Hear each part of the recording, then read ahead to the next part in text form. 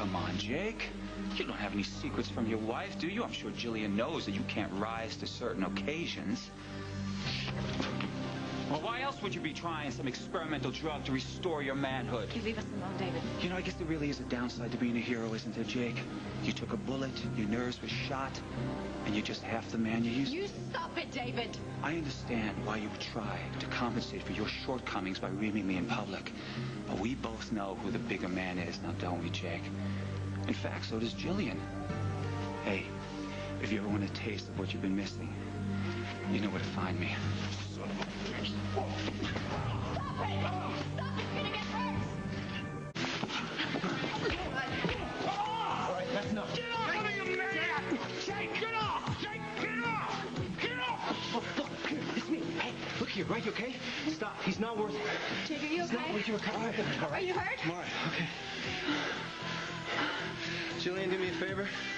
Call the ER. Just tell him to stand by. I'm not hurt. It's not for you.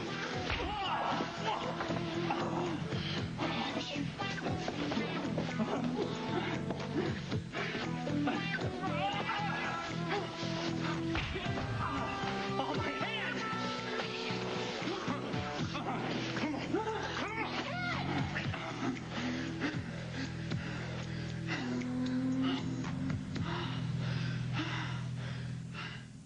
Ted, stop it! You know something, Jake? This is the kind of unprofessional behavior that I've come to expect from you. What was he supposed to do? Stand there and grin while you lob cheap shots at him? Yeah, you're lucky Ted didn't land you in the intensive care because that's what you deserve, David. You better pray that I can still operate. Or at least play the piano again? Well, I'm happy that you think this is funny, Tad. But if my hand is damaged, if there's so much of a pin-sized hematoma, I'm going to bring your brother up on charges before the review board. He's got an in with the chief of staff. Yeah, you try to fix this with your daddy. I have friends in high places, too. You've got friends? Dixie, I need you to come back to the office. I want to file a full report. Hey, your days of ordering my wife around are over, Ted, pal. stop it, okay? Please? You just go ahead. I'll see you in there in a minute. I'll see you with the hospital board. Can't wait. Get the hell out of here. Okay.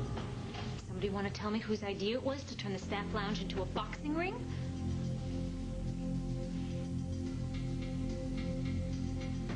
What the hell is going on? I mean, I'm walking here for a cup of coffee and you're about to beat up David. It's probably one of my finer moments.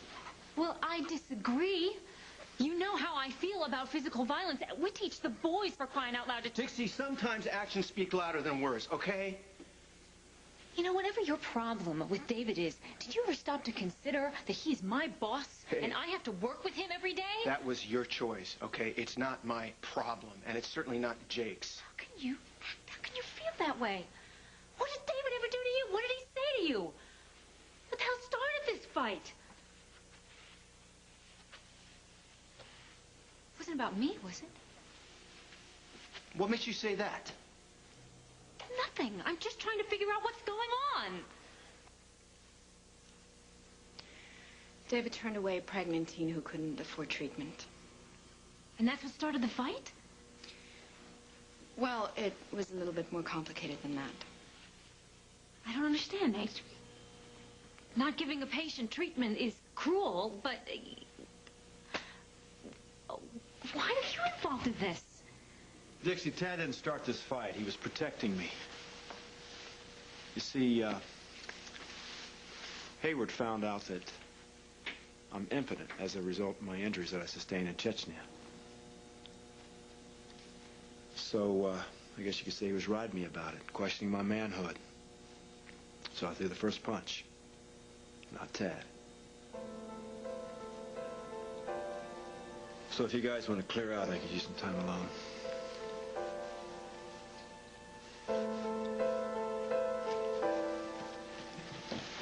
Jake? I'm okay.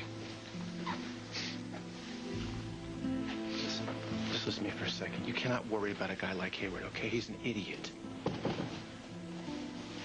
I need to be by myself for a while, Dad. Thanks.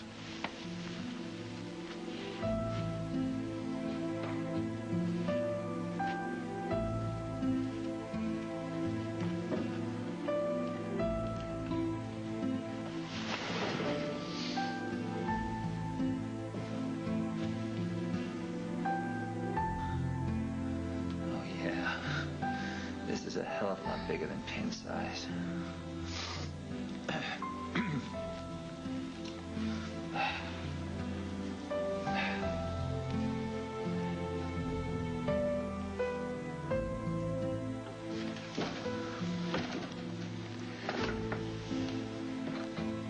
That was an ugly scene you had to walk in on back there, Dixie.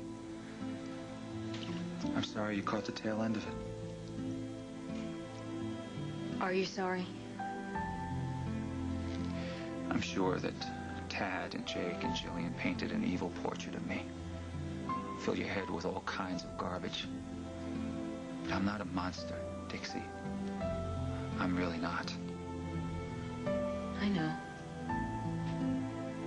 Tad and Jake and the others, they just don't understand you the way I do.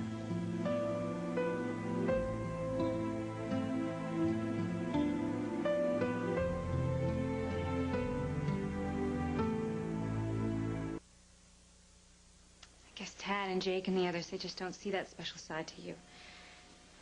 Not the side that I see. Gifted doctor. Sensitive, caring, gentle man who's dedicated his life to healing others.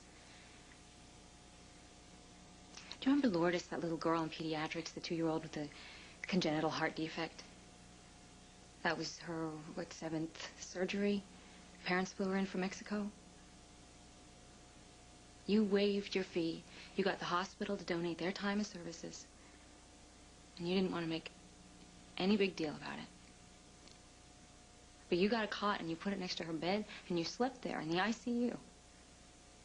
That's the man that I know. Man, I look at with respect and awe.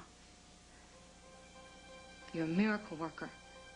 You made my son feel like a man. You helped him cope when his father lay dying.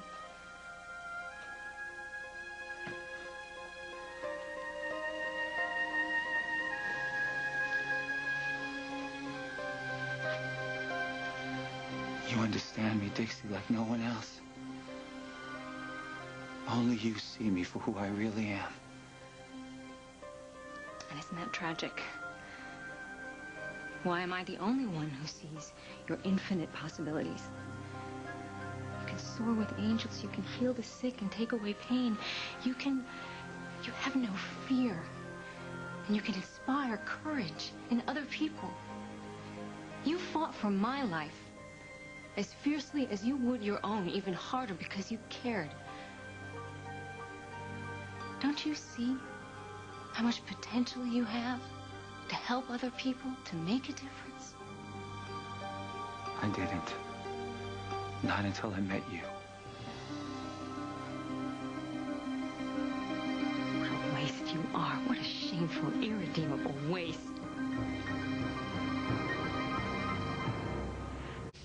You set me up. How? How did I set you up? You used me as a go-between with you and Jake. You said you wanted to let bygones be bygones, that you wanted us all to be part of a research team. You used me to find out about Jake's medical condition and to humiliate him. No, that is not true, Dixie. The research project is real. And so is his injury. And how dare you use that in a public game of one-upsmanship? Oh, come on. Don't be so naive. Jake gave as good as he got. He had the nerve to insult me in front of hospital staff and question me regarding a decision with a patient. And that was a little young woman who was pregnant, who had no insurance. What is the difference between her and that little girl with the heart disease? You get to pick and choose who lives and dies? You're just having a bad day? What is it? I think you're a hypocrite. I quit. Dixie, wait. Just to hell with you. I don't even want to see you again.